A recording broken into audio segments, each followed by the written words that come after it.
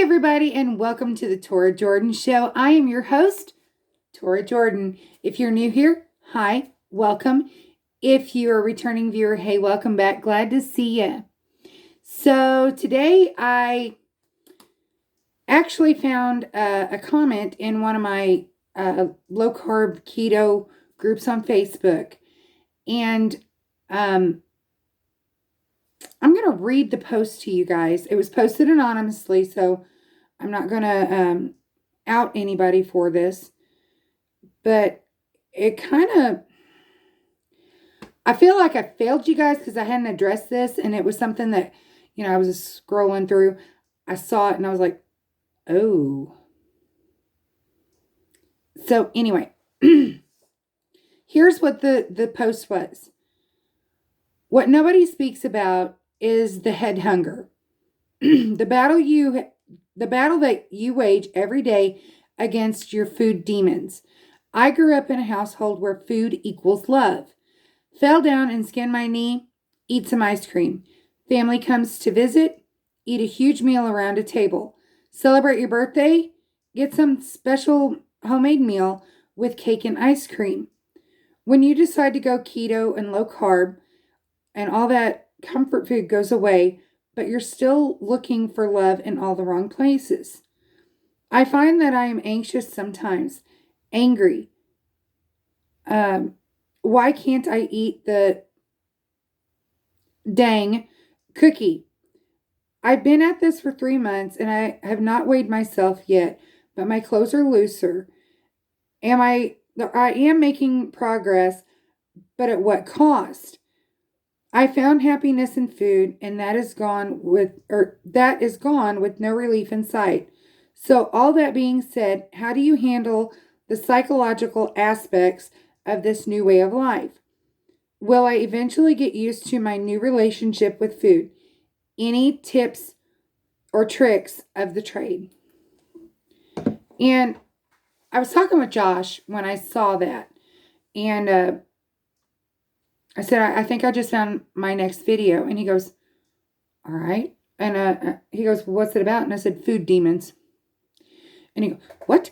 And I was like, food demons. And I read him the post and, just kind of, well, I gave him a brief summary of what the post was. And he goes, it's good food for thought. And I've talked about, preparing for potluck season, about making your own food to take. And, you don't necessarily have to divulge that it's keto or low carb, but, start planning now for what you're going to be taking to family dinners. That's all well and good, but what do you do when you're at home and you're an emotional eater and you don't, before you were on low carb and keto, it was no big deal for you to eat a pack of cookies, because you were feeling sad. Or if you were celebrating something, for you to have cake and ice cream or, X, Y, or Z. And now you're coming into this with a new set of eyes and you almost feel blind because you don't know where to turn.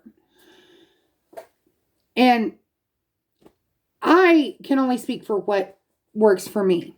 Okay. And so many times, I've said several times, different, we're all different, and different's not bad. Different is just different. Okay. With that in mind, keep that in mind. What works for me may not work for you, and what works for you may not work for me. But I want to give you maybe some thoughts and some tools, and maybe even, just food for thought on this, because I never, I hadn't thought about this and how some people may be struggling with it. I grew up in a family that, you always got together for Thanksgiving. You always got together for, Christmas. You got together for every major holiday.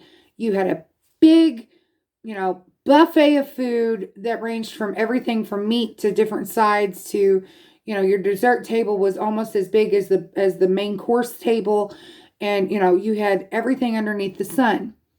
My grandma always, she figured out that creamed carrots were uh, my favorite kind of side food, and I just enjoyed them.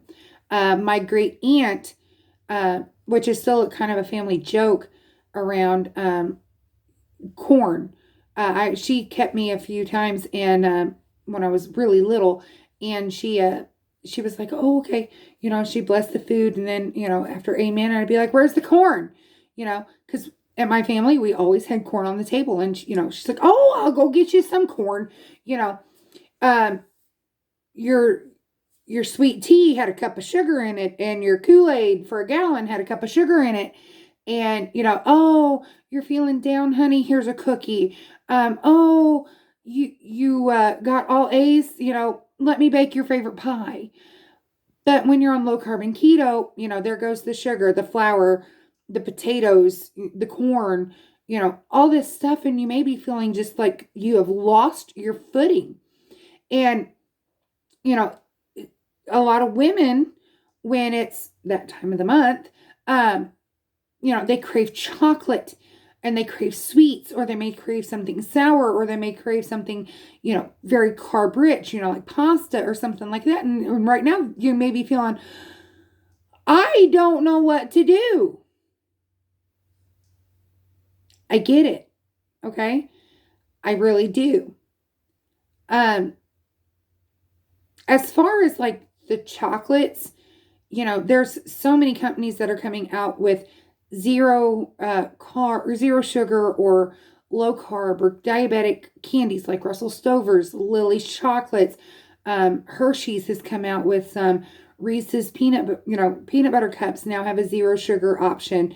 There's several different ones that have a zero carb sugar or zero sugar alternative to their regular ones, and they're not bad. Okay, I've tried them. They're not really, they're a little different, but they'll scratch that itch, as I've said before. As far as if you're an ice cream lover, there's Rebel, there's, Halo Top has some keto ones out there. Aldi's has its own brand, or has its own line of keto ice creams. And there's different ones that have come out with the lower sugar content ones. There's that. And then there's also, I've not made it, so I can't say chef's kiss or anything like that. I've never made it. But there is a trend on TikTok about cottage cheese ice cream. And I've seen mason jar ice cream made with heavy whipping cream, and that kind of scratches that itch for that ice cream. And then you can also do like a frozen protein shake, that kind of helps scratch that itch for that cold sweet treat. I have a video on me making a frozen protein shake on my channel. It's one of the shorts. It helps scratch that itch. But you may feel in those moments of you're sitting down and you just feel overwhelmed emotionally, mentally, physically, spiritually. And when you would turn to your typical comfort food when you're on low carb and keto, what do you turn to?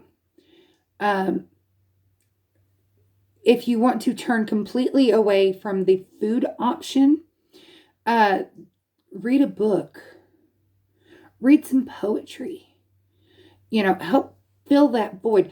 Call somebody, go visit somebody, get out of your mind, that thought of I'm starving or I need this. This is what I absolutely should have, or something like that. You can completely redirect your thinking, because when you're on low carb and keto, you are basically trying to rewire what was hardwired into your brain, that food equals love. And I'm going to say this, and I know that some of my ancestors may, just be like, okay. And some of my family may be like, you said what? Okay. Food as a baseline does not equal love. I will say that again. Food as a baseline does not equal love. All right? Did I say that plain enough? I'm saying that because of this. Yes, feeding people is an act of love. I've seen different people talk about the 5 love languages. Service. Okay, that's one of the love languages. And feeding somebody is a love language. Okay, it's a way to express love. However, it does not have to be food. Okay? Are we there yet? Okay? If you are a person, and I love cooking, and I love to feed people. Okay, that's part of my heritage, part of my heart, part of having a servant's heart is I love to feed people. Okay? But the types of food I cook don't necessarily correlate with the heavy carbs, the starches, the sugar. Okay? Last Mother's Day 2020, I made a sweet chaffle. Sweet. It was made with sweetener for my mother-in-law and father-in-law. And I topped it with whipped cream and strawberries. It was diabetic friendly and it was keto friendly because I was on keto at that point. And at first they were like, oh, okay, this is new. And I said, please just try it. They tried it. They loved it. They enjoyed it and told me not to lose the recipe. Well, now it's forever on YouTube. Okay. So I could have made a traditional strawberry shortcake. However, I chose to change my viewpoint on it and make it fit dietary restrictions.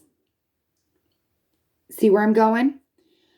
My husband absolutely loves potatoes, the dry beans, chili, things like that. And when he started low carb and keto, he and his dad, his uncle, and him went on a hunting trip. And he made beanless chili because it was cold and they all like chili. They all loved it. It fit into the dietary restrictions. It was a different viewpoint. Okay? Does this make sense? There are alternatives to eating the sugary, starchy comfort foods that we all think about. Okay? My mama loves to make yeast rolls for like Thanksgiving and Christmas. Okay? If we're having a big family dinner, 99.9999999% of the time, she's going to make yeast rolls. She's going to make butter horns. Okay? And she's good at it. She's done it for years. If we were having a family dinner at my house, I would make cloud bread. It's different, but yet it's a substitution for the yeast bread. That's why most of the time, if I am going to have a cheat day, I schedule it on a holiday. Okay. Now, if you've been doing low carb and keto for a long time and you are having wonderful success and you feel up to having a cheat, that is your prerogative. I do dirty keto. Josh and I have cheat days. Ours for the month of May is going to be Memorial Day weekend. We have a family camp out coming out. I got a 4-year-old godson who is looking forward to roasting marshmallows with Aunt Tori. I know this. And I'm planning on having that as my cheat weekend. Am I going to have consequences for it? Yeah. Am I worried about it? No. There are times when you have to, when you're driving 100 miles an hour, full force in your keto and low carb journey, there are times when you got to let up and just coast for a little, for a day or a meal or a weekend. And then, recharge those batteries and then take off again. All right. And I'm not going to tell you that the food demons that are inside your head, and that's what that poster put, was food demons. The food demons that are inside your head that are telling you that you need, it would be wonderful to have mama's chicken and dumplings and mashed potatoes with gravy, or yeast rolls, or Aunt Susie's peach cobbler, or great Aunt Ethel's, blackberry cobbler, or Nana's snickerdoodles. I'm not telling you that those are not going to linger, because they're going to linger. I still battle with them, and I've been on this since April 19th of 2023. I've been on this for over a year. I still battle with them. Are they as loud screaming in my head? No. Those cravings are not, because I have tried very hard to refocus it. And if I've got that itch, I try to get it scratched. Okay? I hope this has helped somebody, because I didn't think about this. I did not think about what some people might be struggling with that they don't want to talk about. Like that person, they posted it anonymously. And I understand that, because they, maybe they're just a little bit shy, and that's fine. That is perfectly fine. I understand wanting some anonymity toward things. Does it mean that those struggles aren't real? No, they're real. They're very real. Okay? And if you are struggling with it, understand that you are not alone. And it is hard. I get it.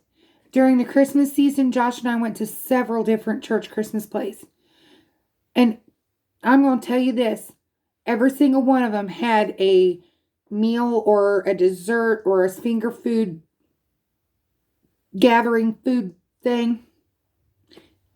Do you know how hard, knowing that it was not my cheat, that we would go and socialize?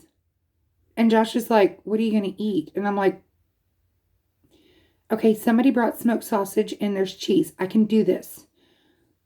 Okay. You can do this. It's going to take willpower. Okay. And I want you to know that you are not alone. My little keto cutie who is suffering with, battling this on a daily, you are not alone when you're facing those food demons. And I apologize to everybody for not directly hitting on this before. Okay? I apologize. It was something that I didn't think of. But we're early in the channel. Okay? And if somebody has something that they need to, want to ask a question, you can either comment down below, private message me. I'm on Facebook. I'm on YouTube. And I'm also on Instagram, and I am on TikTok. On TikTok, Instagram, and YouTube, my username is all one word, The Amazing Tora. Okay? It is. On Facebook, it's Tora Jordan. Alrighty? But if you're struggling with this, don't think that you're facing this alone. Alright? You're not. Because there are days when I look in the mirror and I'm like, I would love to have some candied sweet potatoes. Sweet potatoes are my go-to. Or they were my go-to. Sweet potatoes are almost my Achilles heel. But I choose. This is where my stubbornness is a wonderful thing. I choose not to let that temptation overpower me. And I'm going to quote a Bible verse on here because it's one that I've quoted to myself several times. Greater is he that is in me than he that is in the world. And y'all might be going, that makes no sense. Okay. When I was redirecting my mind, I would take that Bible verse and I'd be like, all right, greater is he that is in me. Greater is Torah than the temptations that are out there on that dinner plate. Greater is Sarah than that pan of cinnamon rolls that somebody asked you to make. Greater is Kelly than that rhubarb pie that my brother asked her to make. Okay? Think about that. You are stronger than your temptations. You are. Do we have weaknesses? Yes, we do. Do we have moments that we feel unsure about our strength? Yeah. But you are stronger than you think. And you're braver than you know. Okay? All right, like I have said, you are not alone. You are beautiful or handsome. And I'm going to say this like this today. You are fiercely beautiful or handsome. You're fierce. Fierce is another one of those words that is very strong. And we're in a battle. Okay? I care for you guys. I really do. I know it's not easy. I know it's not. Be kind to others and be kind to yourself. Okay? Sometimes it's harder than other times, and I get that. I do. And one last thing. One last thing, guys. Love yous!